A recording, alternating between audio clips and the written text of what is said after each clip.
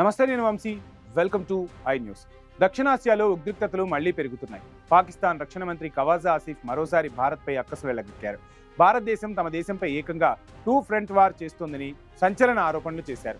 తూర్పు సరిహద్దుల్లో మాత్రమే కాకుండా పశ్చిమ సరిహద్దుల్లో కూడా ఆఫ్ఘనిస్తాన్ను ఒక ఫ్రాక్సీగా ఉపయోగించుకుని దాడులకు పాల్పడుతుందని ఘాటుగా విమర్శలు ఎక్కుపెట్టారు. ఈ డేంజరస్ ఆరోపణల వెనుక ఉన్న రాజకీయం ఏంటి? పాక్ ఆఫ్ఘాన్ ఘర్షణలకు భారత్ను ఎందుకు లాగుతున్నారు?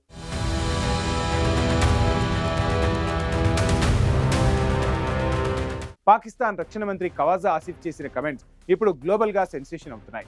ఆయన భారత్పై సీరియస్ ఆరోపణలే చేశారు. భారతదేశం పాకిస్తాన్పై టూ ఫ్రంట్ వార్ చేస్తుందని ఖవాజా ఆసిఫ్ పేర్కొన్నారు.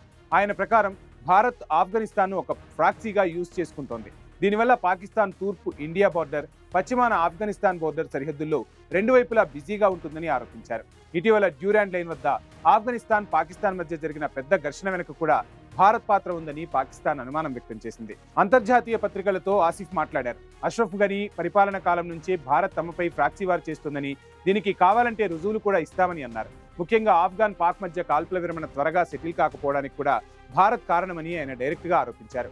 ఆఫ్ఘనిస్తాన్తో బోర్డర్ ఘర్షణల గురించి మాట్లాడారు. తమ వైపు నుంచి ఎలాంటి శత్రుత్వం లేకున్నా కూడా ఆఫ్ఘాన్ ఆర్మీ పదే పదే కాల్పుల ఉల్లంఘనలకు పాల్పడుతుందని ఆసిఫ్ ఆరోపించారు. కాబుల్ నుంచే తెహ్రీక్-ఈ-తాలిబాన్ పాక్పై దాడులకు పాల్పడుతుందని ఆయన స్టేట్మెంట్ ఇచ్చారు. అయితే ఈ ఆరోపణలని ఆఫ్ఘనిస్తాన్ స్ట్రాంగ్ గా ఖండించింది. పాకిస్తానే తమ దేశంలోని ఇస్లామిక్ స్టేట్ ఖోరసన్ ఉగ్రవాదులను ఆశ్రయిస్తోందని ఆఫ్ఘనిస్తాన్ తిరిగి పాక్పై ఆరోపణలు చేసింది.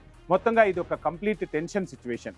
ఒకవైపు దేశీయ సమస్యలతో సతమతమవుతున్న పాకిస్తాన్ తన వైఫల్యాలను ఆఫ్ఘనిస్తాన్తో సరిహద్దు ఉద్రిక్తతలను భారతదేశంపైకి తోసివేసే ప్రయత్నం చేస్తోందనేది అంతర్జాతీయ రాజకీయ విశ్లేషకుల అభిప్రాయం.